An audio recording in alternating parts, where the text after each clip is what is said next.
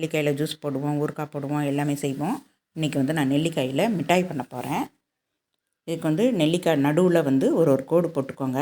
அந்த ஒரு சொலை இருக்கும் பார்த்திங்களா, அந்த சொலையில் நீங்கள் போட்டுக்கோங்க. அப்போ இது வந்து பெருசு பெருசாக இருக்குது, அதனால தான். இல்லைனாக்கா நமக்கு சட்டுன்னு ஊறாது. சக்கரை பாகில் வந்து நமக்கு நல்லா ஊறி வராது. அதனால் வந்து நான் நடுவில் ஒரு கோடு போட்டுக்கிறேன். 1/4 கிலோ தான் எடுத்திருக்கேன். ரொம்ப பெருசாக இருக்குது, அதனால் நான் கோடு போட்டு எடுத்துக்கிறேன். நீங்களும் அந்த மாதிரி எடுத்துக்கிட்டீங்க அப்படின்னா நம்ம சர்க்கரையில் போடும்போது நல்லா சீக்கிரமாக ஊறி வந்துடும். நான் இட்லி பானையில் தான் போட்டு வேக வச்சுக்கிறேன். ஒரு 10 நிமிஷம் வெந்தால் போதும். நல்லா உதிரி உதிரியாக கிடச்சிடும்.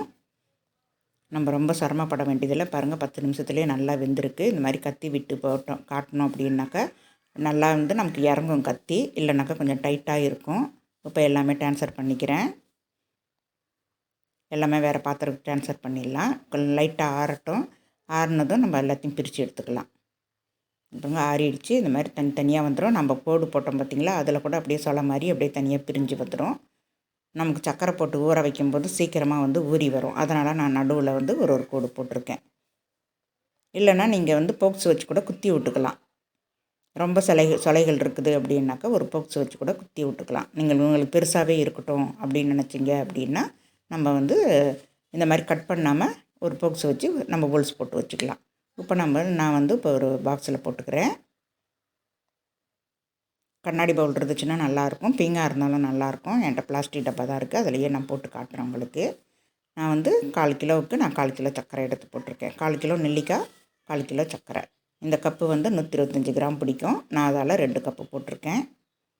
போட்டு இது அப்படியே நல்லா ஊறட்டும். ஒரு 2 நாள் வந்து அப்படியே சர்க்கரையிலே இருக்கட்டும். பாருங்கள், மறுநாள் வந்து நான் எடுத்து கலந்து விட்டு பார்க்குறேன். இதில் இன்னும் கொஞ்சம் சர்க்கரை இருக்குது அடியில், அதுவும் நல்லா ஊறி வரட்டும்.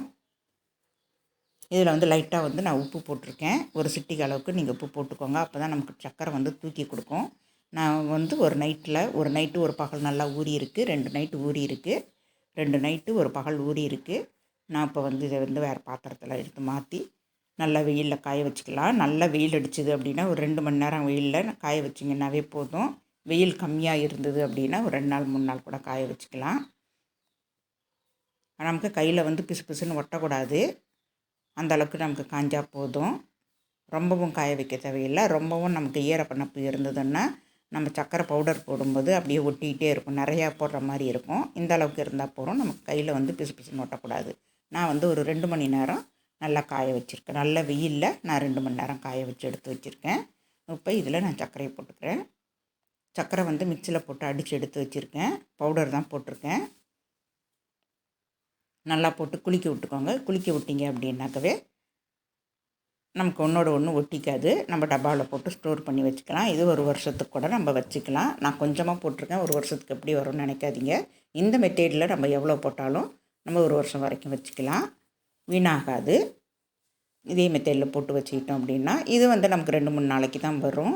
ஆளுக்கு 2 பீஸ் எடுத்தாவே சரியாக போயிடும். இந்த வீடியோ உங்களுக்கு பிடிச்சிருக்குன்னு நினைக்கிறேன். பிடிச்சிருந்தால் லைக் பண்ணிக்கோங்க, ஷேர் பண்ணுங்கள், சப்ஸ்கிரைப் பண்ணுங்கள். நான் மறக்காமல் பெல் பட்டன் அமுக்குங்க. தேங்க்யூ. நான் வந்து இப்போ ஒரு டப்பாவில் போட்டு மூடி வச்சுக்கிறேன். அந்த சக்கரை தண்ணியில் கொஞ்சமாக லெமன் புழிஞ்சு விட்டு இன்னும் கொஞ்சம் நல்லா தண்ணி விட்டு நம்ம ஜூஸ் மாதிரி குடிச்சிக்கலாம். ஐஸ் க்யூப் போட்டு நம்ம ஜூஸ் மாதிரி குடிச்சிக்கலாம். தேங்க்யூ.